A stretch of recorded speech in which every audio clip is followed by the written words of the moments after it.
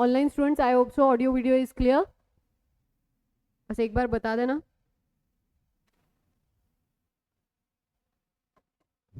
Okay, good afternoon face. Pizza shake.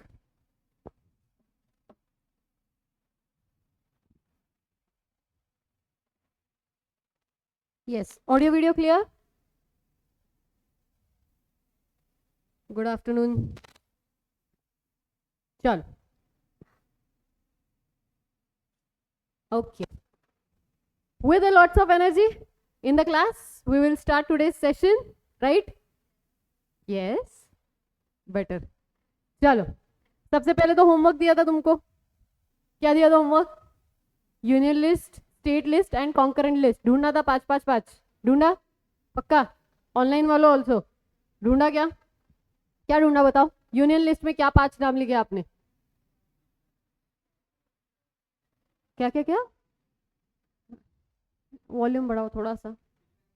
Defence, आगे foreign affairs, banking, currency, railways. तुम्हारा क्या है स्टेट लिस्ट का? तुम बताओ. Police, agriculture, public health, local government, betting, gambling. Okay, और कुछ? अच्छा, land and fisheries. Okay, and concurrent list तू बता. हाँ, taxation, concurrent list. Okay, good. Central list है या कॉन्करेंट लिस्ट आएगा? टैक्सेशन यूनियन लिस्ट में आएगा ना. उन्होंने वहां लिखा. कहाँ पे पढ़ा तुमने? गूगल पे या चैट जीपीटी किया? चैट जीपीटी किया. बस यही समझाना चाहती थी मैं. चैट जीपीटी करने से सही जवाब आए ये जरूरी नहीं है. बहुत सारे गलत जवाब आते हैं. अपने आंसर को क्रॉस चेक करना जरूरी है. ठीक है, जैसे एग्जाम्पल के लिए GST, it is a concurrent tax. Concurrent list में जाता है क्योंकि सेंट्रल का सेंट्रल लेता है, स्टेट का स्टेट लेता है टैक्स, बराबर है. But income tax union list में जाएगा ना. ऑल ओवर इंडिया सेम ही है सबके लिए. तो टैक्सेशन वर्ड तो नहीं बोल पाओगे तुम. समझा? डिटेलिंग. चैट जीपीटी के भरोसे मत रहना. मैं तुमको एक क्वेश्चन कराऊंगी आगे जाके, तुम सॉल्व करोगे वो क्वेश्चन. चैट जीपीटी को भी हम वो सेम क्वेश्चन देंगे जब हम ऐप पे शिफ्ट हो जाएंगे ना. 2-3 लेक्चर के बाद हम लोग ऐप पे शिफ्ट होने वाले हैं. ऑनलाइन स्टूडेंट्स, मेक श्योर कि आप उस बात का ध्यान रखें कि 2-3 दिन मैक्स, उसके बाद हम लोग ऐप पे शिफ्ट हो जाएंगे. तो उसका जो जवाब है वो भी चैट जीपीटी गलत ही देता है. और बच्चों को मैंने जानबूझ के वो होमवर्क में दिया. मैं बोला सॉल्व करके आओ, डाल दिया चैट जीपीटी पे और लेके आए सॉल्व करके. सबका लाइन से सारा गलत आंसर, लाइन से. समझा? नहीं रहने का. अपने क्रॉस चेक करने के सारे आंसर. ठीक है, उसका डिटेल नॉलेज होना चाहिए. ऐसे सिर्फ लिस्ट ऊपर के ऊपर पढ़ के नहीं काम होने वाला. सीए फाउंडेशन में हो अब तुम. समझा? ओके, ठीक है. और दूसरा जो होमवर्क दिया था, ज्योति ने लिखा है defence, foreign affairs, atomic energy. Foreign foreign दोनों का सेम आया, डिफेंस भी सेम आया. तूने क्या किया? तूने भी चैट जीपीटी किया या गूगल किया? दोनों किया. Energy, post Telegram, post and Telegram. हाँ ठीक है, चलो गुड. Okay, no problem. और दूसरा होमवर्क आइडिया वोडाफोन. बहुत सारे केस स्टडीज थे. फिर क्या किया तुमने? रिलेवेंट लगा वो हमने पढ़ लिया. गुड. ओके, तुमने किया? ऊपर ऊपर से किया मतलब नहीं किया. उसने अभी सिखाया. स्टूडेंट का अगर स्टूडेंट ऐसा बोले कि हमने ऊपर ऊपर से किया है, आधा किया, मतलब स्टूडेंट ने कुछ नहीं किया है मैम. स्टूडेंट ही सिखा रहा है. और ये बात है ना. बात तो सही बोली तूने, बट मैं भी कभी स्टूडेंट थी. ऐसा मत बोलो मैंने ऐसा कुछ नहीं किया. Monetary and economic units Fiza, correct, wonderful. ठीक है, आप लोगों ने नहीं किया है, कोई दिक्कत नहीं है, हम लोग करेंगे वो. ठीक है, but before I go head with that case study, पहले मैं थोड़ा सा रिवाइज करा देती हूँ जो हमने कल देखा, क्या क्या पॉइंटर्स देखे थे। सबसे पहला इंपॉर्टेंट जो पॉइंट हमने देखा था वो क्या था? स्ट्रक्चर, लीगल सिस्टम का स्ट्रक्चर कैसा था वो? पहले मुझे बताओ, एक्ट अलग होता है, लॉ अलग होता है या ना? लॉ कौन बनाता है, एक्ट कौन बनाता है? पार्लियामेंट। पार्लियामेंट मतलब लोकसभा एंड राज्यसभा, जो कि पार्लियामेंट मतलब लेजिस्लेटिव अथॉरिटी जिसको आप बोल सकते हो, करेक्ट। एक्ट मतलब क्या होता है? Primary source of law. Plus secondary source में क्या खिचड़ी ऐड करी थी आप लोगों ने? Circulars, orders, rules, notifications, case laws, right. मतलब ही ये हम क्या बोल रहे थे इसका? This is nothing but implementation of law and interpretation of law. Implement कौन करता है लॉ को? Government, ministries, IPS IAS officers, बताया था सिविल गवर्नमेंट के जो भी ऑफिसर्स होते हैं वो, राइट। एंड जो लॉ को इंटरप्रिट करता है वो कौन होता है? High court, supreme court, judiciary, बराबर, डिस्ट्रिक्ट कोर्ट, और एक एनसीएलटी। एनसीएलटी स्पेशल कोर्ट करके भी होता है एक। स्टेट कोर्ट ऐसा कॉन्सेप्ट नहीं होता है एक्चुअली, उसको अपन हाई कोर्ट बोलते हैं। हर एक स्टेट में एक एक हाई कोर्ट होता है, तो हम उसको हाई कोर्ट बोलते हैं। हालांकि हमारे इंडिया में सारे हाई कोर्ट, हर एक स्टेट का एक हाई कोर्ट नहीं है, शेयर भी होता है, बट हाँ वो हम डिटेल में देखेंगे कितने हाई कोर्ट है क्या है वो सब बाद में। High court, state court, special court, supreme court, district court, magistrate court करके एक आएगा, ठीक है। एनसीएलटी कल सिखाया था, एनसीएलएटी, इतना बेसिक हमने देखा है, राइट है। और एक चीज आपको सिखाई थी, बेयर एक्ट शब्द सिखाया था। बेयर एक्ट मतलब as it is passed by parliament, बराबर है, हाँ या ना? मुझे एक बात बताओ, मिनिमम नंबर ऑफ पार्टनर्स कितने होते हैं?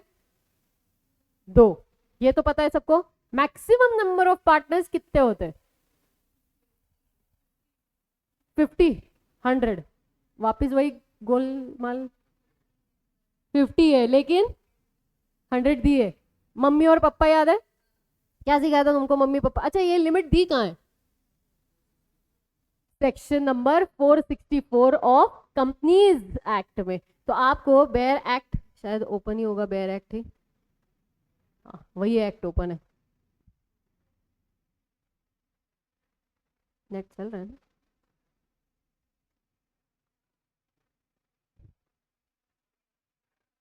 क्या सिखाया था आपको?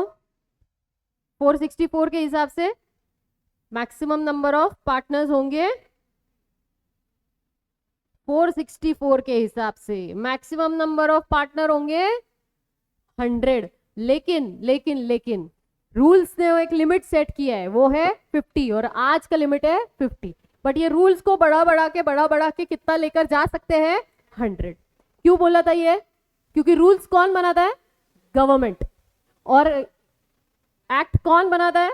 पार्लियामेंट। अगर एक्ट चेंज करना है तो लंबा प्रोसेस है, और अगर रूल चेंज करना है तो रातों रात रूल चेंज होते। इसीलिए तो वो, तुमको याद है डिमोनेटाइजेशन देखा तुमने? तुम थे कितने साल के रहोगे? तुम कितने साल के हो तुम लोग? 17, 18, 17 टू 18, 17 के 2 है और 18 के 2 है, मतलब एक 2 मेजर है अपने पास और 2 माइनर बच्चे दिख रहे हैं मुझे अभी। तो आप एक बात बताओ मैम, हिंदी नोट्स अवेलेबल है क्या? Sorry, no Divanshu, so sorry. देखो समझो मेरी बात, समझो। आपको ये समझना है कि मिनिमम नंबर और मैक्सिमम नंबर, ये जो एक्ट और रूल ने बताया है ना, तो रूल रातों रात पास हो रहे हैं। ये कैसे हो रहा है आप लोगों को? मुझे नहीं पता कितना याद होगा, डीमोनेटाइजेशन हुआ था। डीमोनेटाइजेशन पता है मतलब क्या हुआ था? क्या हुआ था? 1000 के नोट्स को, 500 1000 के नोट्स को बैन किया था। लाइन लगी थी बैंक्स के नोट्स को चेंज करने की। तुम्हारे पे कितने सारे अकाउंट खोले गए होंगे तब, सारा ब्लैक का व्हाइट हुआ होगा तब। क्या बात कर रहे हो यार, याद है तुम लोगों को? 2017 नहीं, 2016, 8 नवंबर रात की 12 बजे 2016 में मोदी जी ने आके कहा था क्या? कि डीमोनेटाइजेशन होने वाला है, यानी कि 500 1000 के नोट्स क्या होंगे? बैन होंगे। तो ये जो 500 1000 के जो नोट्स बैन हुए, इसका मतलब क्या हुआ, ये कैसे डिसाइड किया, उन्होंने अनाउंसमेंट कर दिया और सब,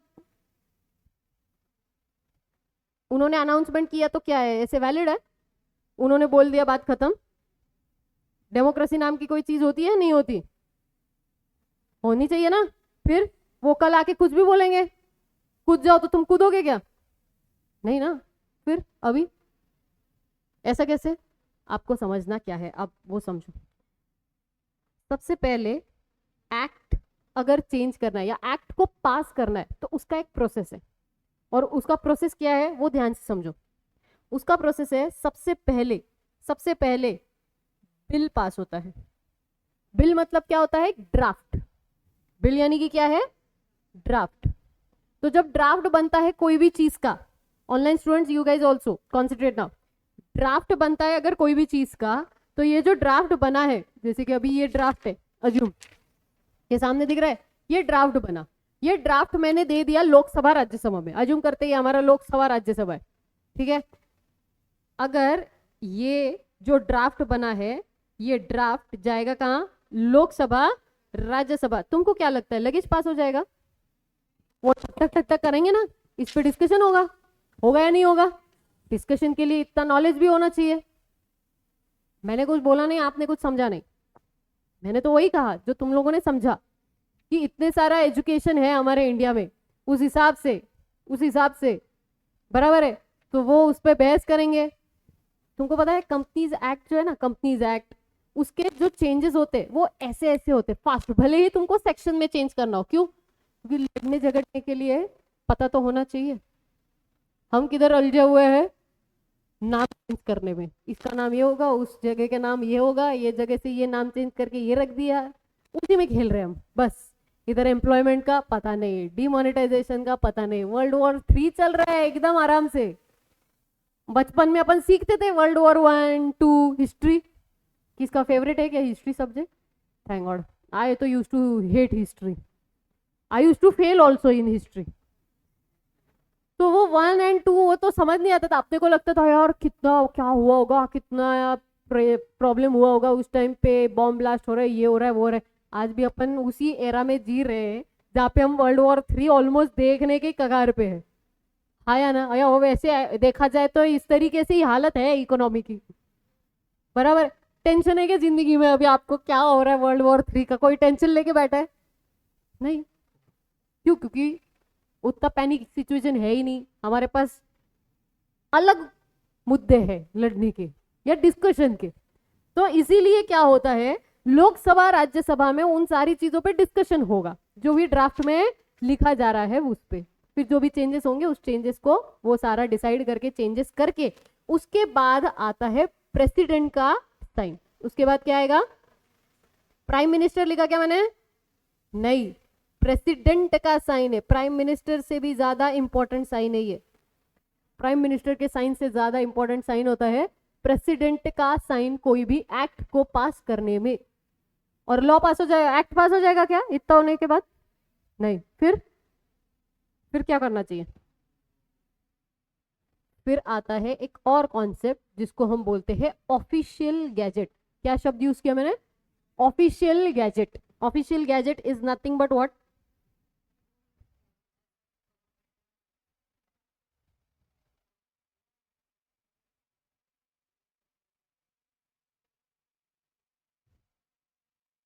ये दिख रहा है? गैजेट का स्पेलिंग देख लो बाबा, ठीक है, गड़बड़ मत करना स्पेलिंग में थोड़ी। ऑफिशियल गैजेट, ऑफिशियल गैजेट मतलब क्या होता है समझो। जैसे ये दिख रहा है ministry of agriculture and farmers welfare, है ना। अगला क्या है? Ministry of road and transport. अगला क्या है उसके बाद? सेम रोड एंड ट्रांसपोर्ट पे ही बहुत सारे नोटिफिकेशंस आए। तो ये दिख रहा है तुमको यहाँ पे पब्लिकेशन डेट, ये जो पब्लिकेशन डेट होता है ना, ये पब्लिकेशन डेट से वो एक्ट जो होता है वो अप्लाई, लागू होता है लोगों पे। वो क्या होता है? अप्लाई, यानी कि वो फॉलो करना पड़ता है, लागू होता है लोगों पे। तो ये जो it is like a newspaper, official gazette is nothing but what? Like a newspaper. जो भी चेंजेस आएंगे एक्ट में, किसी भी एक्ट में आए, वो सारे आपको कहाँ मिलेंगे? यहाँ पे। अभी ये जो चेंज हुआ वो कब हुआ है देखो? 17 मार्च को, अब भी 2 दिन 3 पहले, 2 ही दिन ना, नहीं आज ही 17 तारीख है। आज ये चेंज हुआ, लगेज यहाँ पे आया, समझ में आया? यहाँ से आप डाउनलोड करके देख सकते हो कि क्या नोटिफिकेशन आया है वो, या क्या चेंज आया है एक्ट की कोई भी प्रोविजन में। समझ आया? आगे बढ़ू तो यहाँ पे क्या लिखा हुआ है, क्या लिखा है मैंने, ऑफिशियल गैजेट। जब ये पूरा प्रोसेस हो जाएगा तब बोलने का कि एक्ट पास हुआ, तब बोलने का एक्ट पास हुआ। यहां तक पहुंचे? अब एक बहुत इंपॉर्टेंट पॉइंट समझा रही हूँ, अच्छे से समझ लेना। वैसे तो इंटर में समझाते सब, मैं फाउंडेशन में समझा रही हूँ। जब प्रेसिडेंट का साइन होता है, जब प्रेसिडेंट का साइन होता है, उस डेट को बोलते हैं एनैक्टमेंट डेट। क्या बोलने का? Enactment date. जिस दिन एक्ट बना पूरा, लागू कब होगा बाद में देखेंगे। क्या बोलने का? जिस दिन एक्ट बना उसको क्या बोलते हैं? Enactment date. ठीक है? और जिस दिन ये लागू हुआ, जो ये जो बना हुआ एक्ट है वो लागू होगा, उसको क्या बोलने का? Commencement date.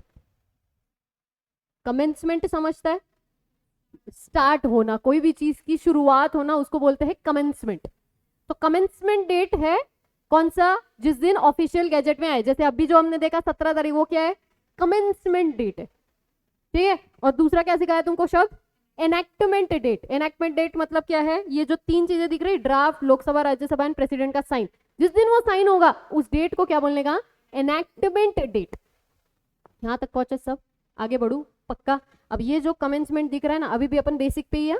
ये जो कमेंसमेंट दिख रहा है, कमेंसमेंट यानी कि 17 तारीख दिखा तुमको, 17 तारीख तुमने देखा था, अब भी जस्ट करेक्ट है।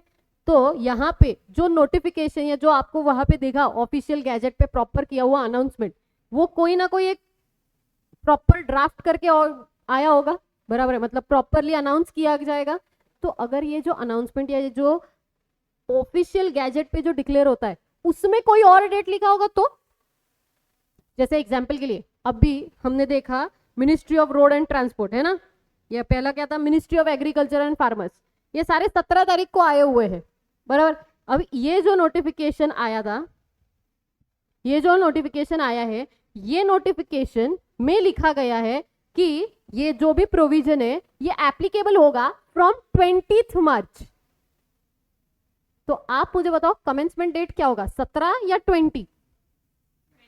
20 आया 17 को है, नो डाउट अबाउट दैट, लेकिन इसमें ऑलरेडी लिखा ना, इसमें ऑलरेडी लिख के भेजा कि भले ही आज आया हो, एप्लीकेबल कब से होगा? 20 तारीख से। एप्लीकेबिलिटी क्या मतलब ही क्या समझने का? कमेंसमेंट डेट क्या होगा? 20 तारीख, ना के 17। 17 तारीख को फिर हम क्या नया शब्द ला सकते हैं? Publication date in official gazette, ऐसा बोल सकते हो तुम। समझा? सिर्फ पब्लिकेशन हुआ ना, उसका सिर्फ पब्लिश हुआ ना उस दिन, कमेंस हुआ क्या? नहीं। और अगर कुछ भी ना लिखा जाए उसमें तो जिस दिन आया उस दिन से क्या एप्लीकेबिलिटी। समझ आया? पक्का? श्योर हो? आगे बढ़ू? ये बेसिक चल रहे हैं अभी भी अपन बेसिक के ऊपर नहीं गए। आज भी मेरा बेसिक ही होगा, उसके बाद जो फिर हम पकड़ेंगे स्पीड। ठीक है? यहां तक पहुंचे ना सब? एक्ट और लॉ के बीच का अभी फर्क क्लियर हुआ सबको? दूसरा पॉइंट, कोई भी एक्ट का सेक्शन नंबर 1, सेक्शन नंबर 2, ये एक डिसाइडेड तरीके के सेक्शंस होते हैं। मतलब क्या है? कोई भी एक्ट का section number 1 will always B commencement कब हुआ, ज्योग्राफिकली एप्लीकेबिलिटी, उसका एक्सटेंट क्या है, उसका टाइटल क्या है, एंड देखो जैसे आपको दिखाई देते हैं, ये दिख रहा है, ये दिख रहा है, सेक्शन 1 है, ये कंपनीज एक्ट का है। तो कंपनीज एक्ट का सेक्शन 1 क्या बात कर रहे हैं? Short title, extent, commencement and applicability. Always application मतलब एप्लीकेबिलिटी, बराबर? तो ऑलवेज हर एक्ट का section number 1 will be this, and section number 2 क्या दिख रहा है तुमको? Always will be definition, except 1-2 act है, अदरवाइज हर एक्ट का section 2 will always be definition. यहां तक सब पहुंचे? आगे बढ़ू? पक्का? श्योर हो? अब ध्यान से समझना, एक एक शब्द समझाऊंगी, वेरी इंपॉर्टेंट, ये बेस है, अच्छे से करो, आगे काम में आएगा। शॉर्ट टाइटल मतलब क्या है? कंपनीज एक्ट 2013 खत्म। शॉर्ट टाइटल है, एक्ट का नाम है, खत्म। इस पे ज्यादा डिस्कशन नहीं करूंगी, इंटर में बहुत डिटेल में। दूसरा आता है, दूसरा क्या है? एक्सटेंट। एक्सटेंट समझता? एक्सटेंड मतलब होता है ज्योग्राफिकली कहाँ कहाँ एप्लीकेबल है। जैसे कि मैंने कल भी एग्जाम्पल दिया था, this act is applicable to whole of India excluding Jammu and Kashmir. ऐसा हुआ करता था। अब ऐसा है क्या? नहीं, अब क्या है? इंक्लूडिंग जम्मू एंड कश्मीर, सब जगह पे सारे लॉज एप्लीकेबल है, क्योंकि वो इंडिया का पार्ट हुआ आर्टिकल 370 की वजह से। तो इसीलिए हम क्या लिखते हैं? This act is applicable to whole of India. दिख रहा है? Whole of India. समझा? तो पहला क्या था? Short title. शॉर्ट टाइटल दिखा क्या? शॉर्ट टाइटल दिखा क्या है? Companies act 2013। दूसरा एक्सटेंड क्या है? होल ऑफ इंडिया, मतलब ज्योग्राफिकली कहां कहां एप्लीकेबल है। यहां तक पहुंचे, आगे बढ़ू। तीसरा क्या था? Short title. पहले तो शॉर्ट टाइटल, फिर एक्सटेंड, फिर कमेंसमेंट। कमेंसमेंट मतलब कब से एनफोर्स हुआ। ठीक है, तो इधर दिख रहा है तुमको शब्द क्या लिखा है? केम in force. Came in force मतलब कब से कमेंस हुआ, कब से एप्लीकेबल होना स्टार्ट हुआ। तो ये अलग अलग डेट पे हुआ। मैं लेट मी टेल यू, यहाँ पे एग्जैक्ट डेट क्यों नहीं लिखा है, क्योंकि कंपनीज एक्ट एक्चुअल में जब पास हुआ ना, एक एक सेक्शन कर करके आया है। कभी सेक्शन 10 आ रहा है, कभी सेक्शन 13 आ रहा है, कभी सेक्शन 25 आ रहा है, ऐसा हुआ था। इसलिए एक डेट यहाँ पे नहीं है। ओके, यहां तक पहुंचे। और एप्लीकेबिलिटी का मतलब समझता है? एप्लीकेबिलिटी मतलब किस किस पर एप्लीकेबल होगा। अब ध्यान से समझना। एक्सटेंट मतलब क्या है? कहां कहां एप्लीकेबल होगा ज्योग्राफिकली। एंड एप्लीकेबिलिटी का मतलब क्या है? किस किस पर एप्लीकेबल होगा। किस किस पर मतलब क्या है? रेसिडेंशियल लोग जो है, रेसिडेंट पर होगा या एनआरआई पे होगा, समझता है? या फिर जो बाहर से इंडिया में जो लोग आते हैं और फिर वापस चले जाते हैं, ठीक है, उनको हम बोलते हैं resident but not ordinary resident, ऐसे भी शब्द होते हैं कुछ। किस किस पे एप्लीकेबल होगा? या फिर कंपनीज पे होगा, पार्टनरशिप पे होगा, कोऑपरेटिव सोसाइटी पे होगा, बॉडी कॉर्पोरेट पर होगा। शब्द सुना है बॉडी कॉर्पोरेट? नहीं, अच्छा कोई बात नहीं। बॉडी कॉर्पोरेट पे होगा या कौन सी तरीके की एंटिटी पे होगा, किस किस पे एप्लीकेबल होगा। यहां तक पहुंचे? श्योर हो? तो मैंने क्या समझाया बताओ। सेक्शन 1 किसके बारे में? Short title. शॉर्ट टाइटल मतलब क्या है? कंपनीज एक्ट, नाम है सीधा, हाँ या ना? ठीक है, उसके बाद दूसरा क्या समझाया मैंने? एक्सटेंड। एक्सटेंड मतलब क्या है? कहां कहां एप्लीकेबल है, कहां कहां ज्योग्राफिकली। ठीक है, लिख दूं क्या? ज्योग्राफिकली। यहां तक पहुंचे? पक्का? शॉर्ट टाइटल समझा, एक्सटेंड समझा। तीसरा शब्द कमेंसमेंट हो तो ऊपर लिख के दिया। एंड लास्ट वाज एप्लीकेशन या एप्लीकेबिलिटी, जिसको हम बोलते हैं, one on the same. This is nothing but किस किस पे एप्लीकेबल होगा। समझ आया? पक्का? श्योर? कोई दिक्कत नहीं है? आगे बढ़ू। एंड सेक्शन नंबर 2 किसके बारे में समझाया? Definition always.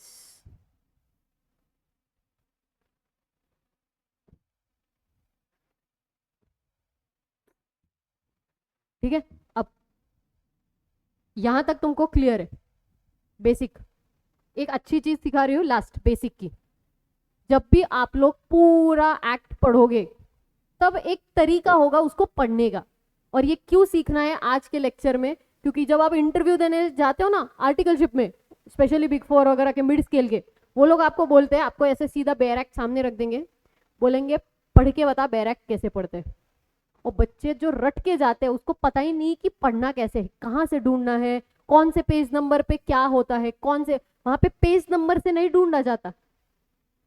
बेयर एक्ट में पेज नंबर से नहीं ढूंढा जाता, उसका तरीका होता है।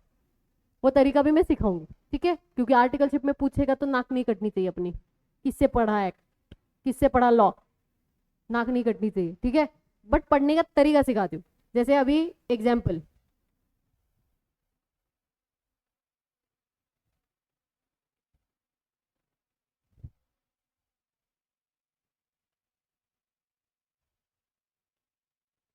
ये इतना बड़ा नंबर है, क्या है पता है ये? This is section, this is what? Section. ये रैंडम कुछ भी लिखा है मैंने, जो मन में नंबर आया वो लिखा है अभी के लिए, बस अंडरस्टैंडिंग आए इसलिए, ठीक है? क्या है वो? सेक्शन। ये क्या है? इतने सारे सबसेक्शन है भी नहीं इस सेक्शन में, जितना मैंने बढ़ा चढ़ा के लिखा है, कुछ भी नहीं है इस सेक्शन में कंपनीज एक्ट के। ठीक है, मैंने लिख दिया, बस नंबर इजी समझने पे इजी हो इसलिए, ठीक है। सेक्शन, फिर सब सेक्शन, उसके बाद क्लॉज, क्या बात है, उसके बाद, अरे वाह, इसके आगे का तो नहीं बताया था मैम आपने कल, अभी ये एक्स्ट्रा का है, पैरा, सब पैरा, समझ आया पढ़ने का तरीका। Section, sub section, clause, sub clause, para, सब पैरा। श्योर हो? अभी मुझे बताओ, मैं और एक लिखती हूँ, आप बताओगे, आप आइडेंटिफाई करके बताओगे, बताओ कैसे पढ़ोगे। Section, sub section, clause, sub clause, हाँ या ना, बराबर। मैम अभी ऊपर पढ़ाया, अभी नीचे लगे गेम चेंज मत करो। सेक्शन 2 डेफिनेशन का है, तो उसमें सबसेक्शन शब्द नहीं यूज होता। मतलब क्या है समझाती हूँ, एक ही मिनट दो, लॉजिक के साथ समझाती हूँ, अच्छे से समझ जाओगे, ध्यान से समझना क्या है। जब अदर देन सेक्शन 2 है, अदर देन सेक्शन 2 या डेफिनेशन का जो भी पार्ट है, उसके अलावा जो बचे हुए सेक्शंस होते उनको पढ़ने का तरीका है section, sub section, clause, sub clause, para, सब पैरा। लेकिन जब हम बात करेंगे सेक्शन नंबर 2 की, तो सेक्शन 2 हमेशा होता है डेफिनेशन का, तो section number 2 clause 1, sub clause जो भी है आगे के ABCD वॉट, समझ आया, ऐसे पढ़ना होता है। तो कभी भी सेक्शन के 2 के आगे कभी जिंदगी में सब सेक्शन मत बोलना। इंटरव्यू में बच्चे ने सेक्शन नंबर 2 के आगे सब सेक्शन बोला, उधर ही उसको बाहर निकाल लिया, उधर ही ऑन द स्पॉट वो बाहर निकला। बात समझ आई? सेक्शन के आगे क्या बोलने का, क्लॉज। लॉजिक क्या है, लॉजिक ये है कि सेक्शन के आगे सब सेक्शन तब बोलो जब तुमको इस सेक्शन में जो लिखा हुआ है उसी से रिलेटेड कुछ आगे बोलना है, उसी से रिलेटेड आगे कुछ बोलना है तो सब सेक्शन बोलो। लेकिन अगर आपको रिलेटेड बातें नहीं करनी है तो आप क्या बोलोगे, क्लॉज। समझा? एग्जाम्पल के लिए, एग्जाम्पल ये कंपनीज एक्ट है ना, सेक्शन 2 दिख रहा है, अभी देखो सेक्शन नंबर 2 क्या बोलने का आगे, क्लॉज 1, बराबर है। क्लॉज 1 किसके बारे में, अब्रीज्ड प्रोस्पेक्टस, क्या शब्द है, बहुत हेवी शब्द है नहीं, अब्रीज्ड प्रोस्पेक्टस पहला शब्द। अच्छा जान दो, दूसरा तो समझ में आ रहा होगा, क्या है, अकाउंटिंग स्टैंडर्ड, ये तो समझता होगा सबको, ऑनलाइन वालों ऑल्सो, हाँ या ना। तो आप ध्यान से देखोगे तो क्या लिखा हुआ है, सेक्शन नंबर 2 क्लॉज नंबर 1 या क्लॉज नंबर 2 क्लॉज नंबर 3, समझ आ रहा है यहां तक? तो अभी मुझे बताओ क्लॉज नंबर 3 किस पर है, alter, clause number 4 appellate tribunal, clause number 5 article, एक दूसरे के साथ कोई कनेक्शन है क्या? अकाउंटिंग स्टैंडर्ड का जो डेफिनेशन बताया गया है वो अपने अपने हिसाब से चलेगा, उसको क्या बचे हुए डेफिनेशंस की जरूरत है क्या? नहीं, उसका मीनिंग निकालने के लिए बचे हुए डेफिनेशंस की जरूरत नहीं है। अब रिच प्रोस्पेक्टस अपना अपना चल रहा है, उसको बचे हुए डेफिनेशंस की जरूरत नहीं है। लेकिन वही जब हम सेक्शन देखते हैं तो सेक्शन में और एक्सप्लेनेशन देना है तो हम उसको यूज करते हैं कहाँ पे, सब सेक्शन में। यहां तक पहुंचे, क्यों सब सेक्शन बोलते हैं और क्यों क्लॉज बोलते हैं, 100% क्लियर है, गलती नहीं होनी चाहिए आज के बाद। सेक्शन नंबर 2 आगे क्लॉज जो भी है, ठीक है, पक्का, श्योर, बेसिक्स क्लियर है। अभी और बेसिक बाकी है बट और बेसिक में नहीं जाएंगे, अभी मेन वापस से रोज थोड़ा थोड़ा बेसिक और थोड़ा थोड़ा मेन चैप्टर, ठीक है, क्लियर। कल भी थोड़ा बेसिक हुआ, आज थोड़ा बेसिक हुआ, कल वापस थोड़ा बेसिक होगा, चौथे दिन भी थोड़ा बेसिक करेंगे, फिर पूरा बेसिक क्लियर। यहां तक पहुंचे हो? ये थोड़ा सा लिख के लो, तुम्हारे पास लिखा हुआ होना चाहिए। सबसे पहले क्या लिखोगे, सबसे पहले लिखोगे एक्ट कैसे बनता है, एक्ट कैसे पास होता है,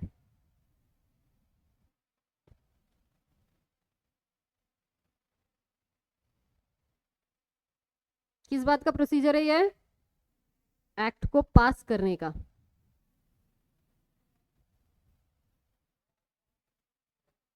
ये लिखो पहले, कमेंसमेंट डेट और एनेक्टमेंट डेट भी लिखना।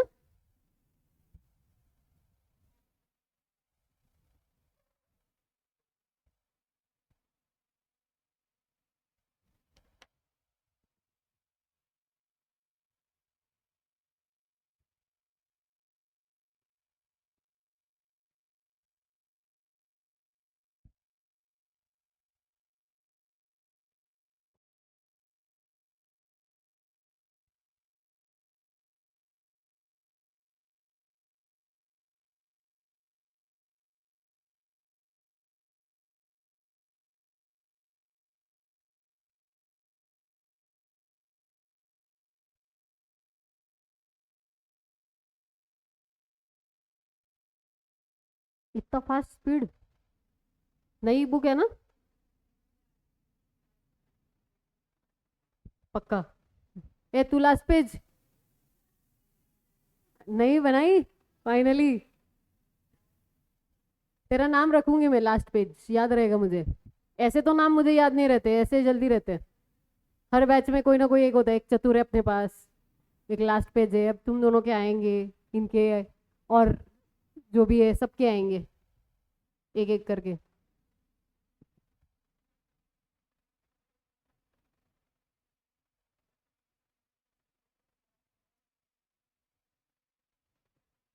डन? आगे बढ़ू? अब इसके बाद लिखो ये वाला, section number 1 and section number 2।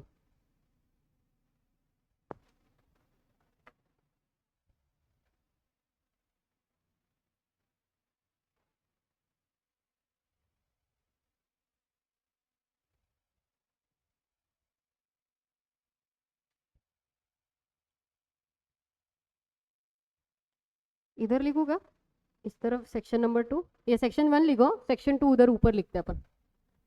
Section 2 के वो नीचे वो सारा क्लॉज सब सेक्शन सब लिखना।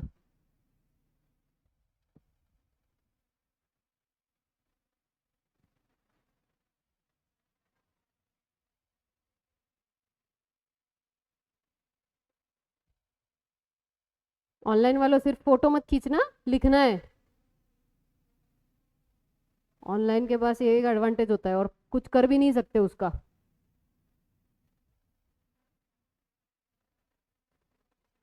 ये सेक्शन 1 लिखा, स्पीड बढ़ाओ स्पीड बढ़ाओ, पेपर लिखना है अपने को पूरा 100 मार्क्स। हैंडराइटिंग कैसा है देखना है मुझे तुम लोग का अब। हो गया? ये हो गया सेक्शन नंबर 1। यहाँ पे हेडिंग दो सेक्शन नंबर 2। किस पर है? डेफिनेशन। और फिर ये दो चीजें लिखना उसमें, ये फर्स्ट और ये सेकंड, या ए और बी लिख दो वापस, वरना पता चला गड़बड़ कर दी।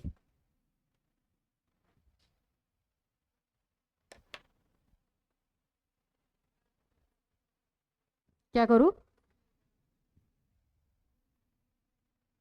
डन?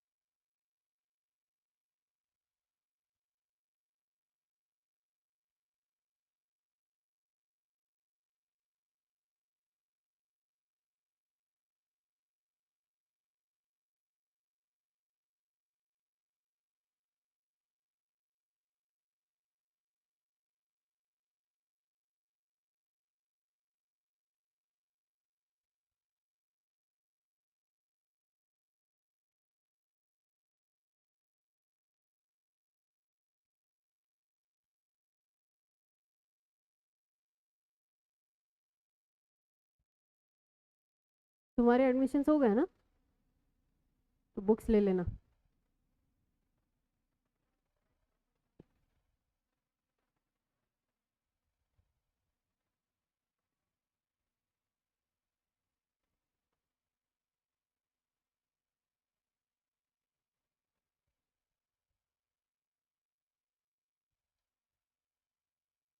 चलो shall we start then? Next.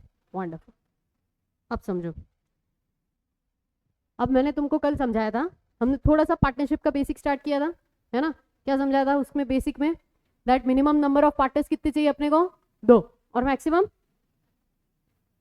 Maximum 50। नसीब। और सेक्शन में कितना लिखा है? 100। Very good. अब समझो, मिनिमम कितने चाहिए? 2। 2 चाहिए। अब आप मुझे बताओगे, पार्टनरशिप थोड़ा बहुत तो हुआ है आप लोगों का स्पेशली, है ना? तू अपना अंदाजा लगाना, कोई दिक्कत नहीं है। साइंस वालों अंदाजा लगाना, जो भी ऑनलाइन में भी होंगे साइंस वाले, ठीक है। मुझे एक बात बताओ, अगर ये कौन है, पार्थ, पार्थ, और ये कौन है, कौन सी हीरोइन फेवरेट है तेरी, कोई अच्छी बता, पार्टनरशिप में जाना है अपने को। मैं कोई भी लिखूं मन से, पक्का? अरे ये थोड़ा ज्यादा हो गया, ये थोड़ा ज्यादा हो गया। अपन ले लेते हैं आलिया, इजी है लिखने के लिए मेरे लिए, ठीक है। ये दोनों पार्टनर बनना चाहते हैं इन पार्टनरशिप फर्म। क्या नाम रखे तेरे पार्टनरशिप फर्म का, क्या नाम रखूं? हाँ, नको, मेरी मेरी पेट पे लात मत मार, ढवळ्या मिस्त्री, अच्छा नाम है, कुछ तो करते होंगे, कोई तो बिजनेस होगा। क्या नाम है बिजनेस का, ढवळ्या मिस्त्री। मतलब क्या करते हैं वो, मिस्त्री वाला काम करते हैं, ढवळ्या मिस्त्री, पार्टनरशिप, सीमेंट का बिजनेस है इनका। क्या ये दोनों मिलकर पार्टनरशिप फॉर्म कर सकते हैं क्या, कोई दिक्कत है? तुम बोल रहे हो, मैंने कुछ नहीं बोला अभी तक, हाँ? मेरे जवाब मैं बाद में दूंगी। अगला सवाल, पार्थ है, बट पार्थ जो है वो आलिया के साथ नहीं, आलिया की कंपनी है, ये कंपनी है, कंपनी है अज्यूम, आलिया प्राइवेट लिमिटेड, इसके साथ मिलकर पार्टनरशिप करना चाहते, कर सकते हैं क्या? दो पार्टनर चाहिए, अब दूसरा पार्टनर आलिया की कंपनी है, आलिया नहीं, चलेगा क्या? Online you also have to answer, चलेगा? 100% श्योर? 90, कभी हाँ कभी ना, नहीं? अरे पार्टनरशिप करके आए ना तुम, अकाउंटिंग देगा, साइंस वाला, कोई फर्क नहीं पड़ता, सब हो जाता है। बताओ, ये देखो, ये पढ़े लिखे, अकाउंट्स पढ़े लिखे, बताओ। तो ये बेसिक है, दो पार्टनर कौन होने चाहिए, तुमको लगता है एडवांस है? ये नहीं बताया था?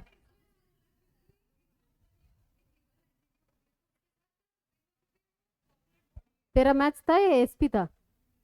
तभी तभी इतनी इतनी क्लैरिटी से आंसर आ रहे। मैंने कहा पर कुछ बोला अभी तक, मैंने तुझसे पूछा, मतलब तेरे माइंड में क्लैरिटी, मैंने कॉन्सेप्ट क्लैरिटी पे बाद में बात करूंगी। अगला सवाल, पार्थ है, ठीक है। पार्थ एक, ये कौन है पता है तुमने? थ्री हेरा फेरी देखा, फिर हेरा फेरी, बाबूराव गणपतराव आपटे पता है तुमको? तो ये आपटे जी है हमारे, एक ही बाल है उनका, बाबूराव गणपतराव आपटे, बीजी है, ठीक है।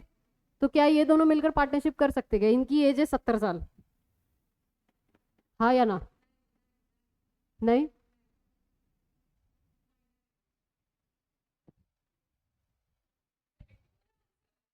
सेवेंटी, अच्छा चलो पार्थ की उम्र माइनर कर देते हैं, नहीं? एक मिनट, सवाल मेरा, माइनर पार्टनर हो सकता है क्या? ये तो सीखा हुआ होगा, माइनर पार्टनर हो सकता है क्या? अरे हाँ या ना? उसमें भी टर्म्स एंड कंडीशंस है, अच्छा मैंने कुछ जवाब नहीं दिया, I will answer, don't worry. अगला सवाल, पार्थ की भी पार्टनरशिप फर्म है, हाँ? पार्थ की पार्टनरशिप फर्म, और ये जो बाबूराव गणपतराव आपटे है, इनकी पार्टनरशिप फर्म, ये दोनों पार्टनरशिप मिला के तीसरा पार्टनरशिप फॉर्म करना चाहते, कर सकते क्या?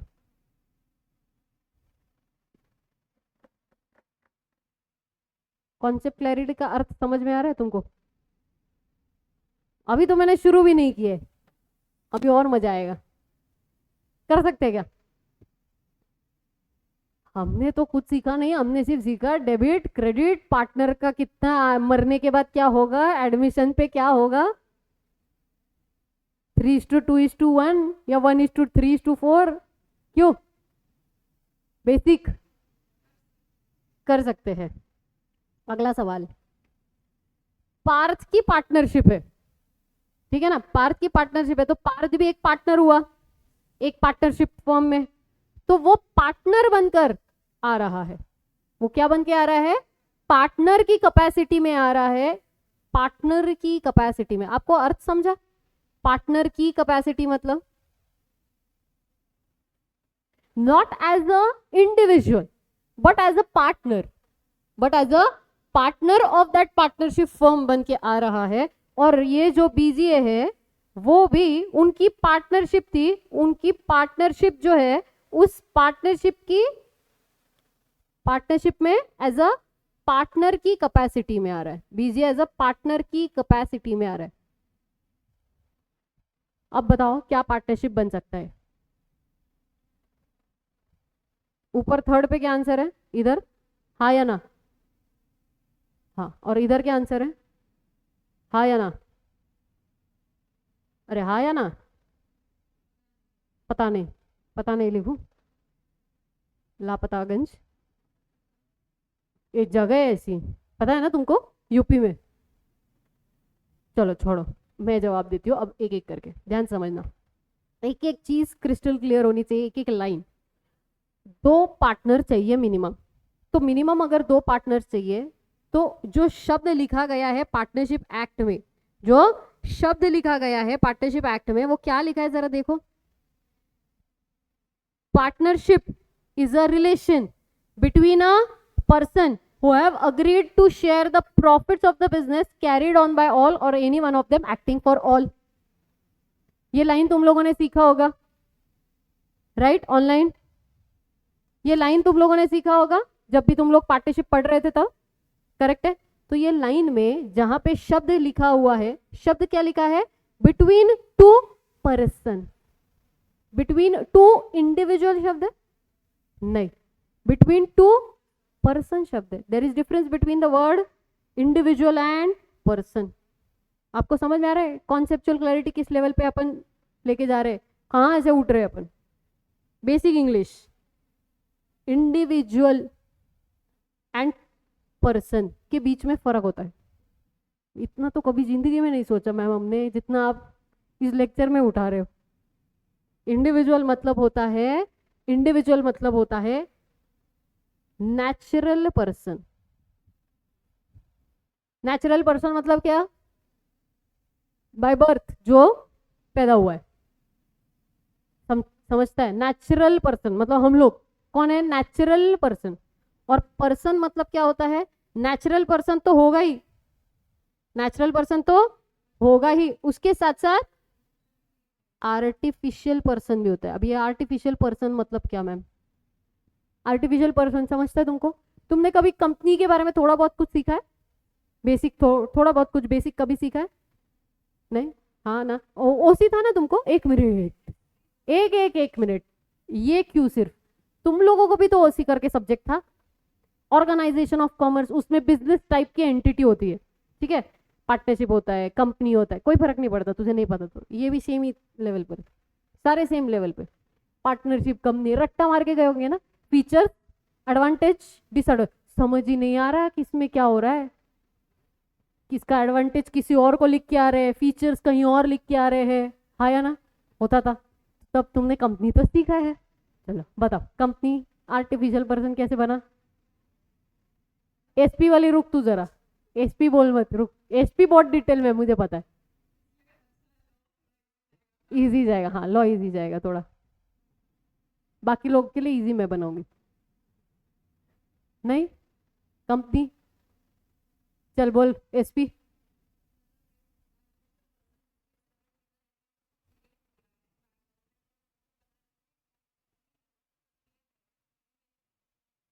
मतलब क्या है समझाती। आर्टिफिशियल पर्सन, नेचुरल पर्सन तो समझ गया तुमको, बाय बर्थ।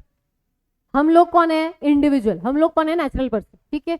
आर्टिफिशियल पर्सन का मतलब होता है कि देखो वो एंटिटी जो है, वो जो भी एंटिटी, जैसे कंपनी है, एग्जाम्पल के लिए रिलायंस, रिलायंस को तुम देख सकते हो, इंसान है रिलायंस? नहीं, क्या है वो? कंपनी है, बराबर? कंपनी है रिलायंस मतलब क्या है? कंपनी की जो बिल्डिंग है वो इंसान है? नहीं। क्या वो पर्सन है? क्या वो बिल्डिंग पर्सन है? नहीं। रिलायंस की बिल्डिंग पर्सन नहीं है, रिलायंस इंडस्ट्रीज पर्सन है, और उसको हम आर्टिफिशियल इसीलिए बोलते हैं बिकॉज वो बाय लॉ क्रिएट हुआ है, और उसको खत्म करने की पावर भी लॉ के पास ही है।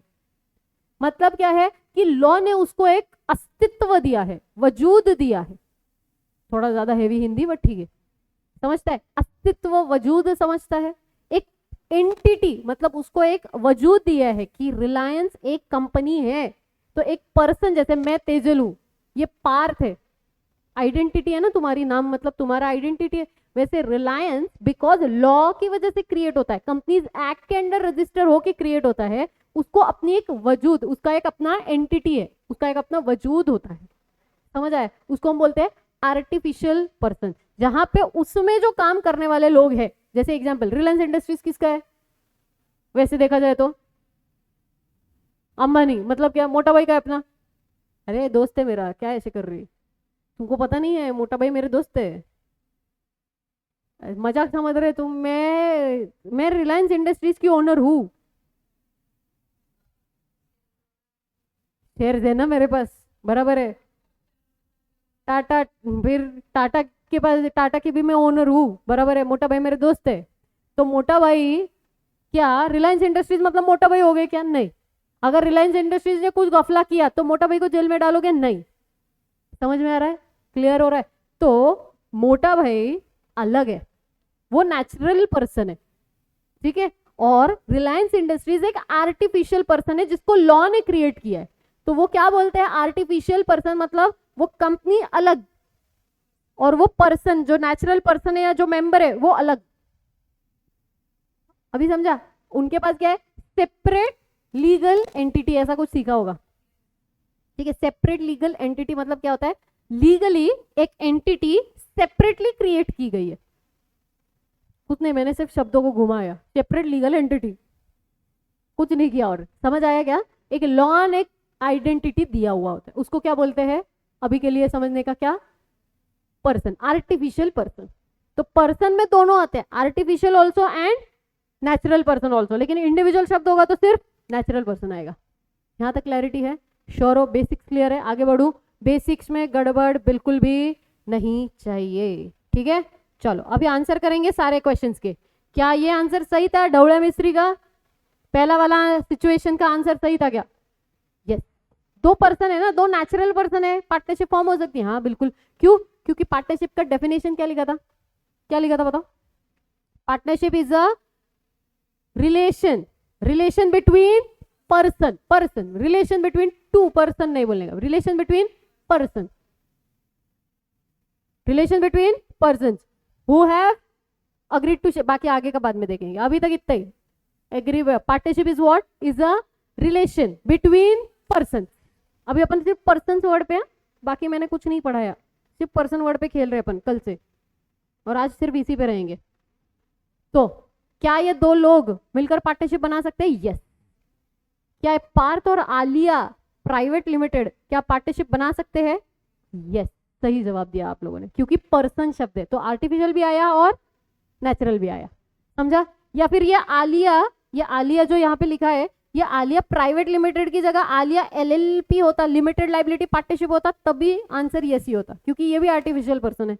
एलएलपी, लिमिटेड लायबिलिटी पार्टनरशिप, सीखेंगे हम। यहां तक पहुंचे? श्योर? आगे बढ़ू?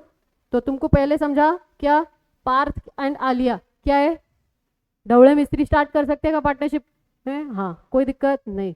दूसरा पार्थ, और दूसरा क्या है? आलिया प्राइवेट लिमिटेड और आलिया एलएलपी क्या पार्टनरशिप फॉर्म कर सकते हैं? यस, कोई दिक्कत नहीं। तीसरा,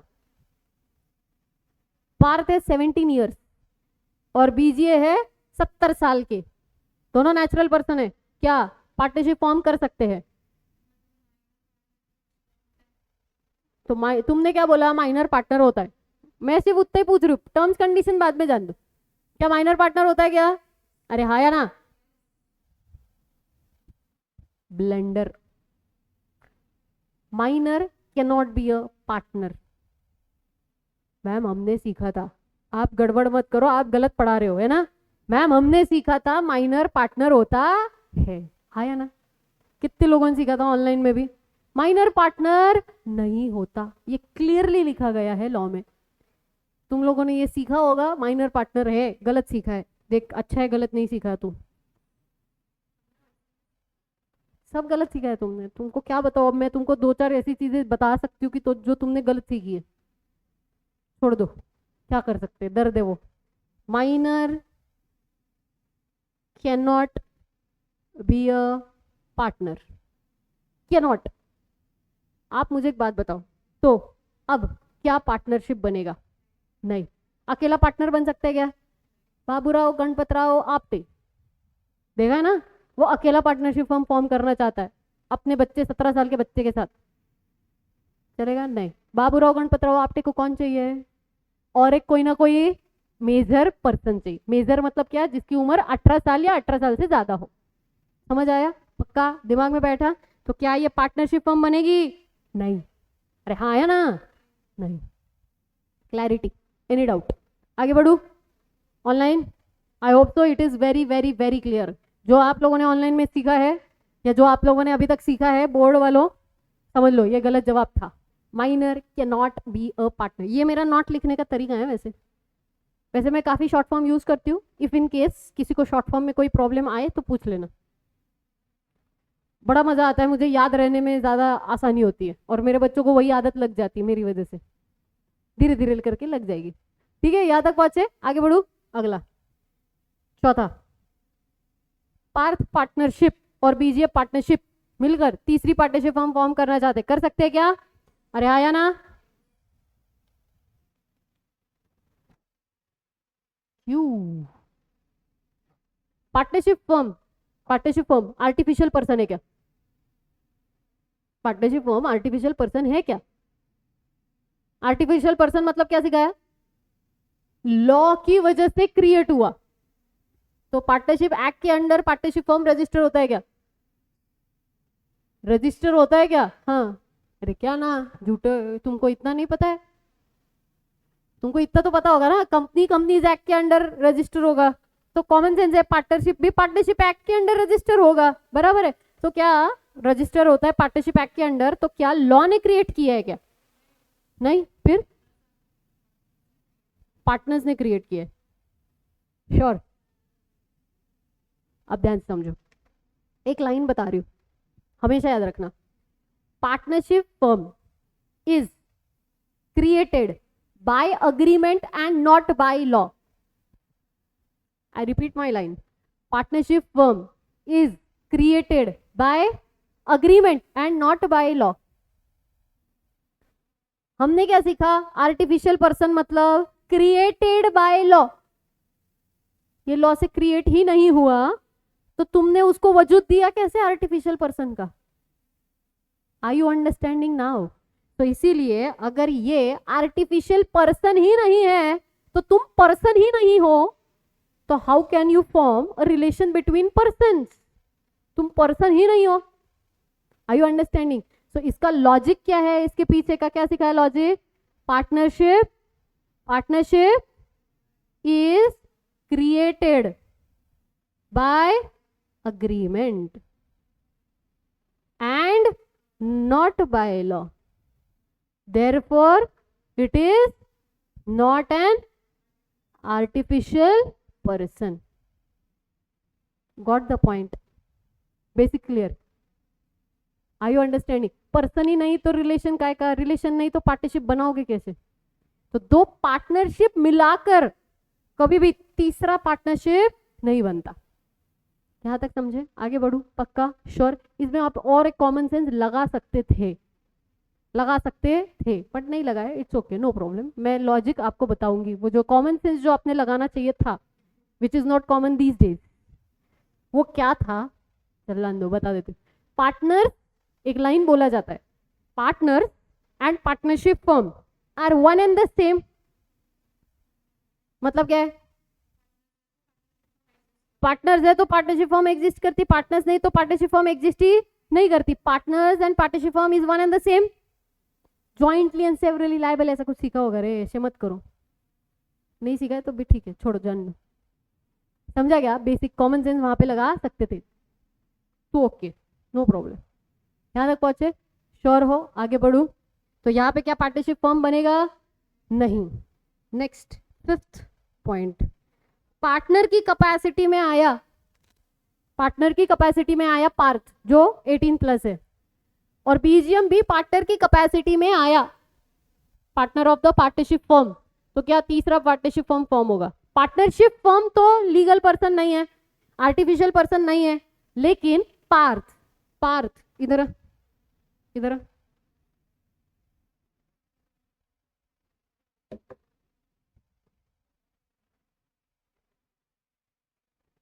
स्क्रीन में आजा, आजा। ये कौन है? पार्थ है। ये इंडिविजुअल है, बराबर है, करेक्ट है। अब मैं कौन हूं? मैं अज्यूम कि मैं पार्टनरशिप फॉर्म हूं। मैं कौन हूं? पार्टनरशिप फॉर्म हूं। तो मैं पार्टनरशिप फॉर्म हूं, तो मैं किसी दूसरे पार्टनरशिप फॉर्म के साथ मिलाकर तीसरा पार्टनरशिप नहीं बना सकती।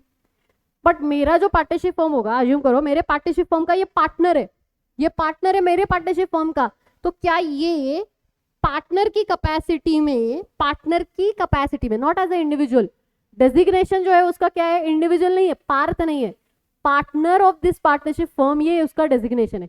उस डेजिग्नेशन में जाके किसी पार्टनरशिप फर्म में पार्टनर बन सकता है क्या? श्योर? सवाल समझा? पार्टनर है तू पार्टनरशिप फर्म का, मैं फर्म हूं, पार्टनरशिप फर्म का पार्टनर है, बराबर। इंडिविजुअल बनकर नहीं जा रहा, इंडिविजुअली तो जा ही सकता है, इधर तो अपने कवर कर ही लिया, करेक्ट? नहीं, हाँ। तो अब मुझे बता, तू पार्टनर है ऑफ दिस पार्टनरशिप फर्म, और तू पार्टनर किसी और पार्टनरशिप फर्म में एज अ पार्टनर बन के जाना चाहता है, जा सकता है क्या? As a partner of this partnership firm जा रहा है, जा सकता है? नहीं जा सकता, बैंग ऑन। बट यही अगर ये इंडिविजुअल पार्थ बनकर जाना चाहता है तो जा सकता है। ऑनलाइन वालों समझा? ऑनलाइन वालों समझा क्या? Clarity? Any doubt in this? Sure? 100%? धन्यवाद। पार्थ कौन है समझ गया होगा सबको अभी। तो ये बनेगा क्या यहाँ पे? नहीं। वरना पता है तुमको कितने सारे फ्रॉड हो सकते हैं। पार्टनरशिप फर्म के नाम पे मत करो ना, तुम पार्टनर को लेकर आओ, इसके नाम से एक खोलो। अभी एक ये जो पार्टनरशिप फर्म है इसमें पारदी भी पार्टनर है, उसमें वो लास्ट पेज भी पार्टनर है ना। तो वो इंडिविजुअल अपने अकेले अकेले चले जाएंगे उस कैपेसिटी में। समझ में आया? तो फिर तो तुम्हारा सिर्फ मतलब मकसद नहीं बोल सकते एकदम, मकसद थोड़ा ज्यादा गलत वर्ड हो जाएगा, बट जो तुम्हारा पर्पज है वही खत्म हो जाएगा ना, डिफीट हो जाएगा ना, लॉ प्रोविजन ही डिफीट हो जाएंगे। समझ आ रहा है? क्लियर? पार्टनर की कैपेसिटी में मत जाओ, इंडिविजुअल की कैपेसिटी में जाओ, क्योंकि partnership firm and partners, partnership firm and partner are one and the same. Partner ने कांड किया तो पार्टनरशिप फर्म को पे करना ही पड़ेगा, और पार्टनरशिप फर्म से कांड हुआ तो पार्टनर को पे करना ही पड़ेगा। अगर एक पार्टनर ने कांड किया, कुछ भी कांड समझता ना, कांड, हाँ, अगर एक पार्टनर ने कांड किया तो दूसरा पार्टनर को पे करना ही पड़ेगा। समझ आया? पक्का? श्योर? इसीलिए पार्टनर की कैपेसिटी में नहीं जाने का, इंडिविजुअल की जाओ, क्योंकि partner and partnership firm is one and the same. तो ये और मैं एक ही है, ये गया क्या, it is as good as मैं भी गई। तो पार्टनर मत जाओ, एज अ इंडिविजुअल जाओ। समझा? क्लियर? लेकिन ये पार्टनर की कैपेसिटी में नहीं, एज अ इंडिविजुअल जा रहा है। क्या वो जा सकता है इंडिविजुअल बन के? इंडिया लिखा मैं, इंडिविजुअल बन के, हाँ।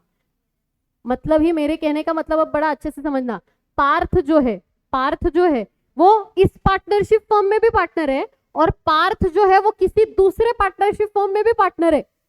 चलेगा? इंडिविजुअल है ना, इंडिविजुअल है, उधर भी इंडिविजुअल है, इधर भी इंडिविजुअल है, अकेले अकेले की कैपेसिटी में गया है, अकेले के डेजिग्नेशन से गया है, तो चलेगा। यहां तक पहुंचे सब? 100% clarity. Online students also, is that clear? Doubt? आपको समझ आया? बेसिक 2 पर्सन मतलब कौन होने चाहिए? नेचुरल और आर्टिफिशियल। पार्टनरशिप फर्म क्यों? लॉ ने क्रिएट नहीं किया, लॉ ने क्रिएट किए हुए पर्सन को क्या बोलते हैं? Artificial person. और नेचुरली क्रिएट किए हुए पर्सन को क्या बोलते हैं? इंडिविजुअल, मतलब नेचुरल पर्सन। मतलब बाय बर्थ क्रिएट हुए पर्सन को क्या बोलेंगे? नेचुरल पर्सन, यानी कि इंडिविजुअल। क्लैरिटी? और पर्सन मतलब individual also and artificial also, natural and artificial also. Is that clear? Any doubt in this? सिर्फ एक word person, only one word person पर डिस्कशन हो रहा है. ठीक है, तो मिनिमम क्लियर हुआ 2, मैक्सिमम क्लियर हुआ 50. माइनर बन सकता है पार्टनर? नहीं. श्योर हो? अब पहले तुम लिखोगे, फिर हम पूरा रिवाइज करेंगे जितना भी अपन ने अभी तक समझा. तो तुम्हारा पूरा एक पॉइंटर, जैसे अप्रोक्सीमेटली 2 मार्क का क्वेश्चन बनता है, तुम्हारा डन, तुमको सॉल्व करना आ जाएगा. ओके, हेडिंग क्या दोगे? हेडिंग दो definition of partnership. Definition of partnership. Heading दो डेफिनेशन ऑफ पार्टनरशिप.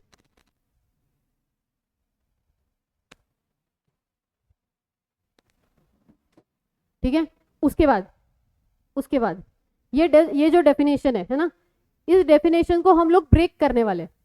ठीक है, ब्रेक करके मैं जैसे लिखूंगी वैसे आप लोग भी लिखोगे. कैसे लिखना है देखो, क्या लिखा हुआ है, याद है किसी को क्या लिखा था? मैंने तो स्क्रीन स्क्रॉल कर दिया. Partnership is what? अरे वाह, relation, this is between, this is between, relation between persons who have agreed to share profits of the firm. Have agreed to share the profits of the firm. उस पे तो मेरा अभी discussion बाकी है, सिर्फ इंतजार. नहीं, ये क्या हो गया, कहाँ गया? अरे इतना लिखा, तुमने काला जादू किया, ब्लैक मैजिक किया ना कुछ तो? नोट्स कहाँ गए हमारे? इतना तो लिखा था.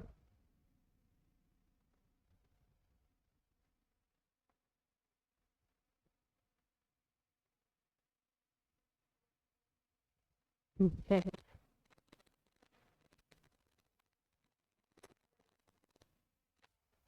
कुछ तो किया ना तुमने?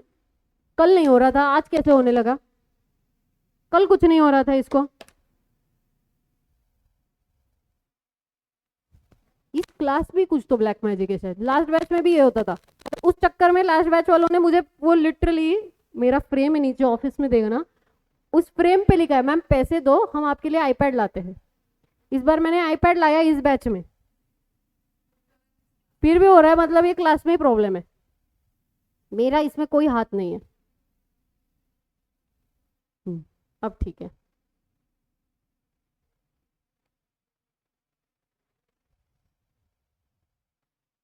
अरे ये क्या बात हुई? चलो यहाँ तक पहुंचे क्या? चलो डेफिनेशन बताओ. सेक्शन नंबर, अच्छा सेक्शन नंबर पता है, याद है? 4 है. क्या है? Section number 4. सेक्शन नंबर 4 के हिसाब से partnership is the relation between person who have agreed to what? Who have agreed to share profits of the business,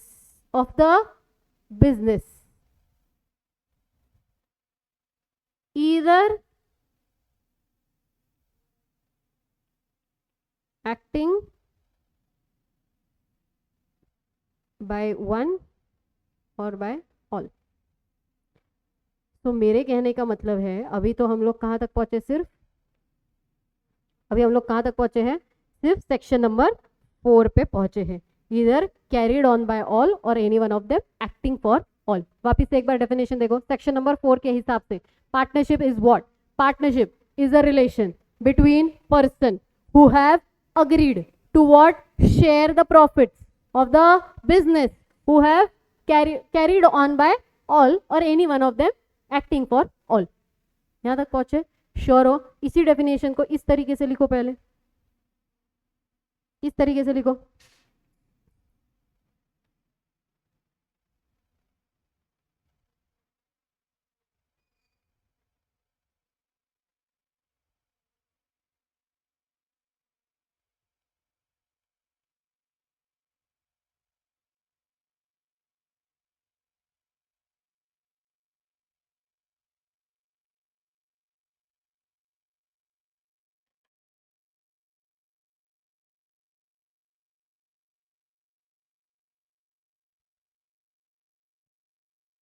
section क्या सिखाया तुमको? 4। याद रखना है अपने को, दिमाग में रखना ही नहीं कि सेक्शन नंबर याद नहीं हुआ तो चलेगा क्या। मेरे क्लास में ये चलता ही नहीं है, सेक्शन नंबर याद नहीं रखा तो चलेगा क्या।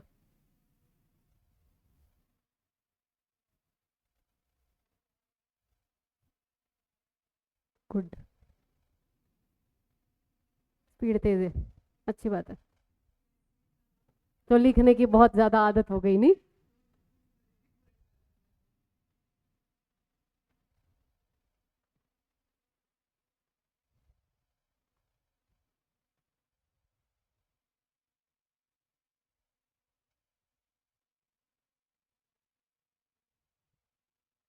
लास्ट लाइन नहीं, रुको, आना बाकी है मेरा। तुमको क्या लगता है, तुमको इस वर्ड का मीनिंग पता है? Agreed, profit, business? नहीं, मैं तो अभी पर्सन पे ही हूँ, मैंने अभी तक मीनिंग बताया ही नहीं आगे का। लास्ट लाइन पे कहाँ जा रहे हो तुम? अभी तो मुझे प्रॉफिट का मीनिंग बताना है, बिजनेस का मीनिंग बताना है, अग्रीड का मीनिंग बताना है, उसके बाद लास्ट पॉइंट पे चलेंगे। हो गया, आगे बढ़ू। ये लिखा, अब तुम क्या लिखोगे? हेडिंग दो, minimum number of partner, heading दो। और ये सारे केस केस स्टडीज है तुम्हारे सामने, इसको कुछ नहीं, इसको बस शब्दों में फ्रेम करके डाल देंगे तुमको एग्जाम में, समझा?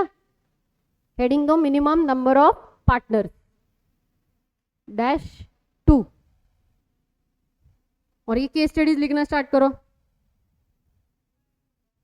हाँ, ड्रॉ करना है, मेरे जितना सुंदर नहीं कर पाओगे, ये तो सिर्फ शुरुआत है, तुमको नहीं पता इससे बहुत सुंदर मैं ड्रॉ करती हूँ। ये सारे क्या है? Case studies. और ये पार्टनरशिप है या नहीं? पार्टनरशिप फर्म का नाम क्या है हमारे? ढवळ्या मिस्त्री।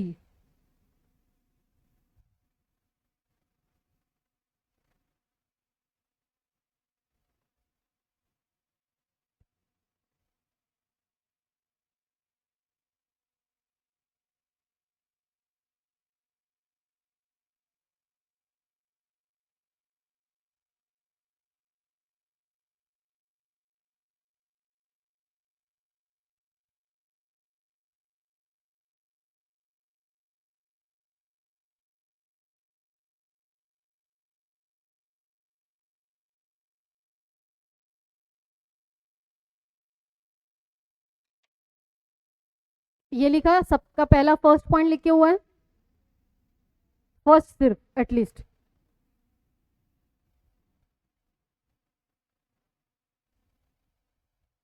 फोर्थ के आगे अपने को लॉजिक लिखना है, तुम्हारे इधर आगे जगह नहीं होगी, तुम नीचे लॉजिक लिख के फिर फिफ्थ पॉइंट लिखना, ठीक है? फोर्थ का जो लॉजिक है वो हम नीचे लिखेंगे, फिर तुम फिफ्थ पॉइंट लिखना, फिफ्थ पॉइंट लिखने की घाई मत करना।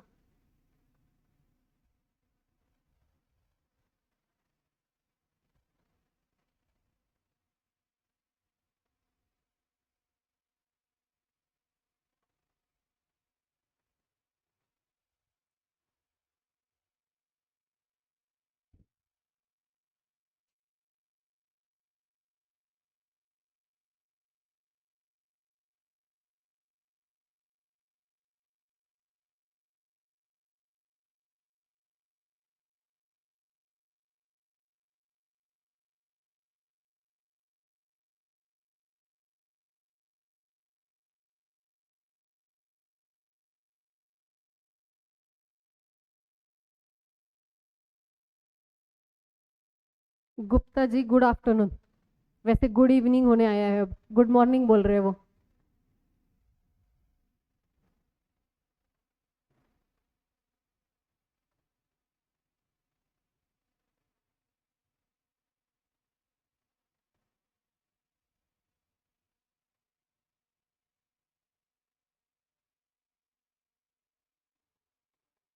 लॉजिक दिखाओ अभी, तीनों के तीनों लिखे, सेकंड थर्ड फोर्थ लिख दिया, लॉजिक लिखोगे अब, है ना?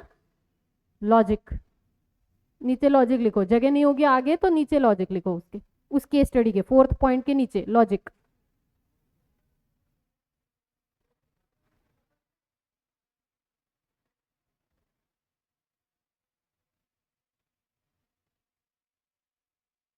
पार्टनरशिप वाला जो पॉइंट है ना, वहीं पे लॉजिक लिखो उसका, क्यों पार्टनरशिप फर्म नहीं बन सकती एज अ पार्टनर।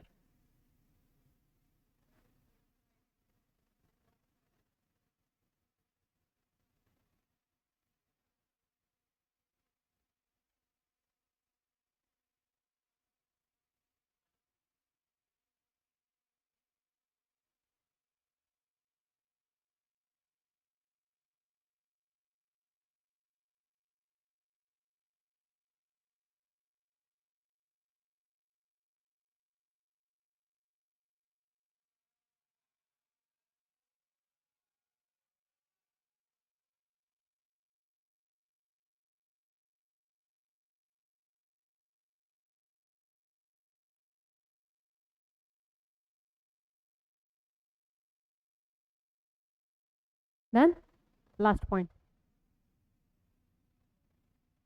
ये फिफ्थ वाला केस स्टडी।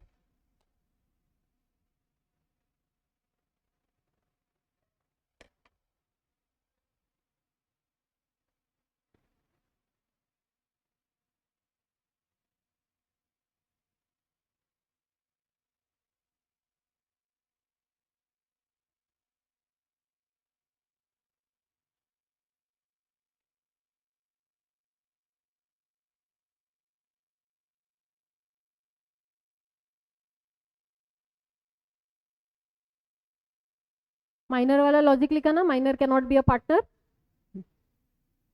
ये लिखा।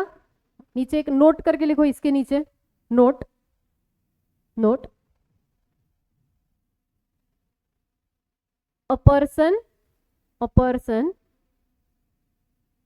can be a person can be a partner, a person can be a partner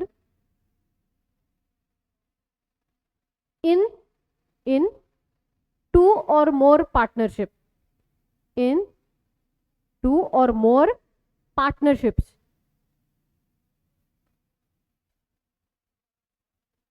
full stop. However,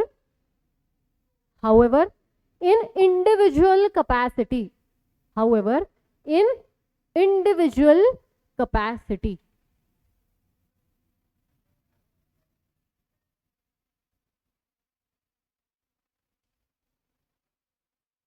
यहां तक पहुंचे, 100% क्लियर है, श्योर। और एक अलग पेन से और एक नोट लिखना है, दूसरे कलर से लिखो। कौन सा नोट लिखोगे?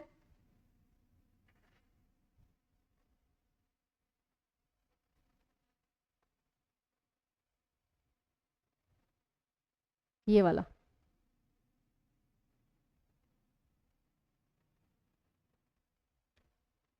फर्क लिखो।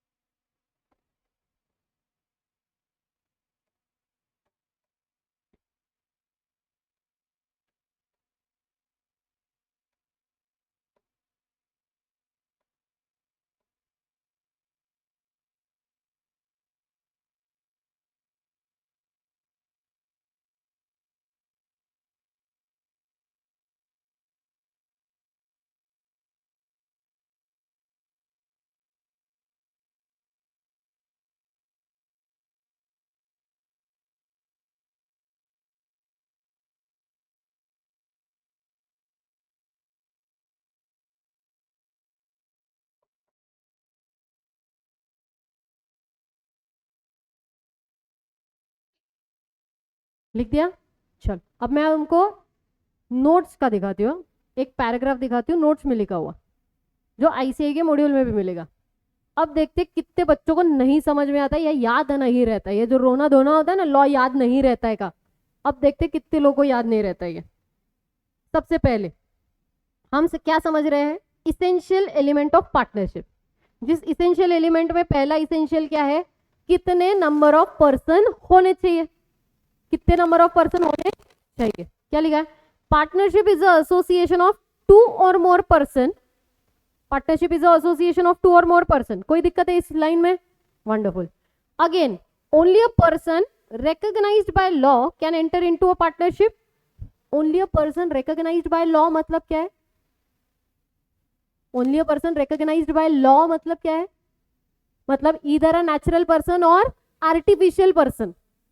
मतलब क्या पार्टनरशिप फर्म किसी तीसरी पार्टनरशिप फर्म में जा सकती है क्या? नहीं, वही समझाना चाहते हैं। Recognised by law is nothing but created by law. समझ आया? क्लियर? क्या लिखा है? Only a person recognised by law. बोलो मेरे साथ, तभी याद होगा। Only a person recognised by law can become a partner by an agreement of partnership. Therefore, a firm, that is partnership firm, since not a person recognized in the eyes of law, cannot become a partner. Logic clear? Common sense clear है? पक्का? A minor cannot be a partner in the firm. Clearly लिखा है, clear शब्दों में, minor cannot become a partner in the firm. But with the consent of all, he can be admitted for the benefits. Beneficiary बन सकता है, partner नहीं बनेगा। Difference समझ आया? तुमने सीखा क्या था? वो जो टर्म्स कंडीशन मतलब क्या है? बेनिफिशियरी। पार्टनर बन ही नहीं सकता बॉस, नहीं बन सकता, वो सिर्फ बेनिफिशियरी है। क्यों? क्योंकि जो पार्टनर के राइट्स है, पार्टनर के जो ऑब्लिगेशंस है, लायबिलिटीज है, वो माइनर पे होते ही नहीं। किस बेसिस पे बोल रहे हो तुम ये बात? Are you understanding? श्योर? आगे बढ़ू। The partnership act is silent about the maximum number of partners, but the section 464 of companies act 2013 has now put the limit as 50 for partnership form.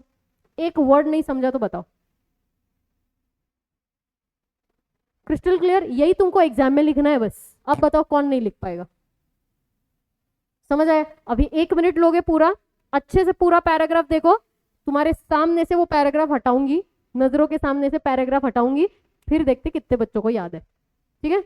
अच्छे से देखो, पढ़ो।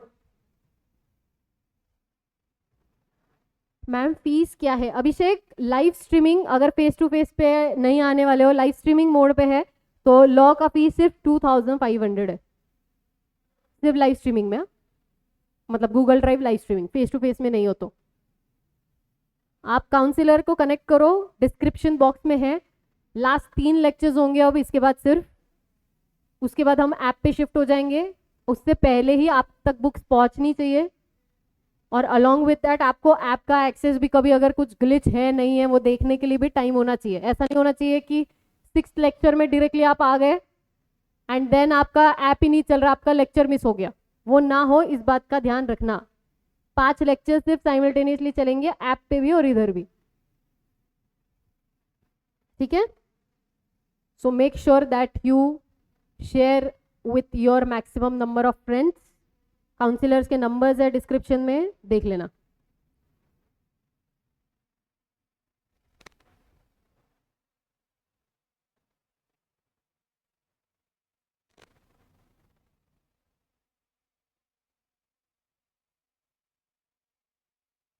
डन? श्योर? स्क्रीन पे से हटाओ। देखो कितने स्टेटमेंट है? 4। चल, सबने बोलना है, मुझे आवाज सुनाई देनी चाहिए। ठीक है? सिर्फ मेरी आवाज नहीं सुननी है। ठीक है? चलो बताओ, पहले लाइन में क्या लिखा था? Minimum number of partner shall be 2, but these partner shall be, कौन से पार्टनर्स होंगे? Who are recognized in the eyes of law, then only you can be admitted as a partner by an agreement of partnership. बराबर? शब्दों की हेराफेरी चलेगी, meaning नहीं बदलना चाहिए, ये याद रखना। ओके? पहला लाइन याद रह गया। दूसरा, therefore a firm, partnership firm cannot become a partner. Why? Because it is not recognized by law. Very good. तीसरा, minor cannot be a partner, however with the consent of all he can be admitted as a beneficiary.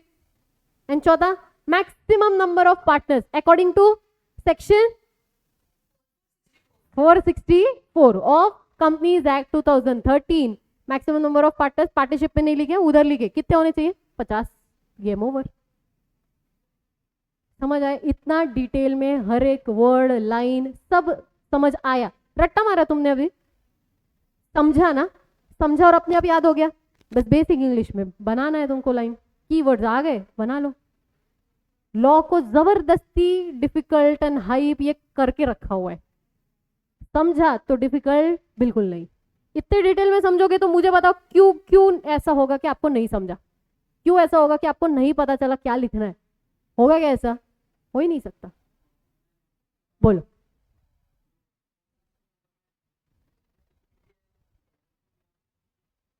Wow, thank you for asking this question. He asked a question. Thank you so much. He said कि ma'am section number 4 wonderful question. Wonderful question. He said that ma'am section 464 जब हमने देखा उसमें limit लिखा था 100, तो आप अभी 50 क्यों बोल रहे हो? Absolutely right. Why? Let me tell you. क्योंकि जो लिखा हुआ है ये मेरे नोट्स नहीं है, आईसीएआई ने ही लिख के हुआ है। अब मैं तुमको बताती हूँ मैं क्यों रुक रही थी, क्योंकि मुझे तुमको ये दिखाना बाकी था। अब पढ़ो क्या लिखा हुआ है। ये जो नंबर ऑफ पार्टनर्स दिख रहा है ना, ये वाला पढ़ो जरा।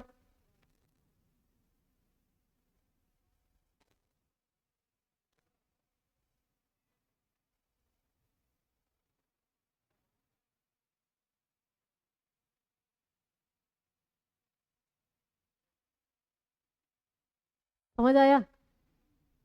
मैंने कल रूल और सेक्शन सिखाया ना तुमको, तो रूल कौन सा है? Rule number 10 of miscellaneous rules, companies rules के 2014 के हिसाब से लिमिट है 50, सेक्शन नंबर 464 का लिमिट है 100। एग्जाम में ये लिखोगे या वो ये, लेकिन तुम्हारे पास नोट्स नहीं है कट करने के लिए। मैं हमेशा जानबूझ के ऐसा ही रखती हूँ, क्योंकि बहुत सारे बच्चे मॉड्यूल से पढ़ते फिर बोलते हैं मैम समझ नहीं आया 50 या 100, 50-100 का वो गफला खत्म ही नहीं होता मेरे साथ कभी।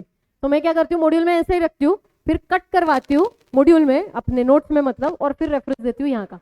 तुम लोग के पास नोट्स नहीं थे इसलिए मैंने कुछ आज बोला नहीं, इसलिए बोला मैंने कल जाने के बाद, कल या आज में आप नोट्स ले लेना, ठीक है? That's it. Thank you so much for the day, will meet tomorrow, take care, bye bye.